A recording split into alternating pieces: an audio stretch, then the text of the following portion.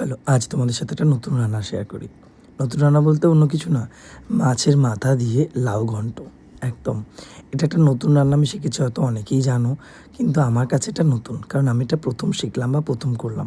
তবে আমার গলার ভয়েসটাকে সবাই একটু অ্যাভয়েড করো, শরীর প্রচণ্ড খারাপ, তার মধ্যেও ভিডিও দিতে হবে, তাই দিতে হবেই। তো যাই হোক, লাউটাকে একটু হালকা সেদ্ধ করতে বসিয়ে তেলের মধ্যে আমি মাছের মাথাগুলোকে, কাতলা মাছের মাথা হলে সবথেকে ভালো হয়, মাছের মাথাগুলোকে সুন্দর করে আগে কড়মড়ে করে ভেজে নিতে হবে। কড়ার মধ্যে একটুখানি শুকনো লঙ্কা, একটু সর্ষের তেল, দুটো তেজপাতা, মেথিটা একটু কম দিতে হবে, একটু বেশি দিয়ে দিয়েছিলাম, একটু মেথি, 4 থেকে 5টা দানা মেথি, একটু কালো জিরে, সুন্দর করে ফোড়ন ভালো করে স্বাদটা উঠলে তার মধ্যে একটুখানি আদা বাটা দিয়ে দিতে হবে। একদম সিম্পল রান্না, খুব ভালো টেস্টি।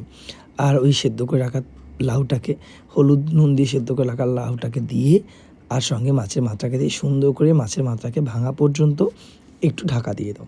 সেদ্ধ হয়ে যখন ভেঙে ভেঙে আসবে, তার মধ্যে সুন্দর করে নেড়ে নেড়ে লাউয়ের সাথে মিশিয়ে নাও, একটু ঘন্ট বানিয়ে নাও। যেদিন মনে হচ্ছে একটু হালকা পাতলা খাবে, তো সেটা করতে পারো। আর নামানোর আগে একটু রাঁধুনি বাটা দিয়ে নামিয়ে নিও, দেখো টেস্টটা কত সুন্দর হয়।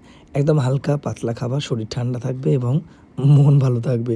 খুব সহজে বাড়ির লোককে খুশি করার জন্য এই রান্নাটা একদিন বানিয়ে খেতে পারো, আর বাড়ির সবাইকে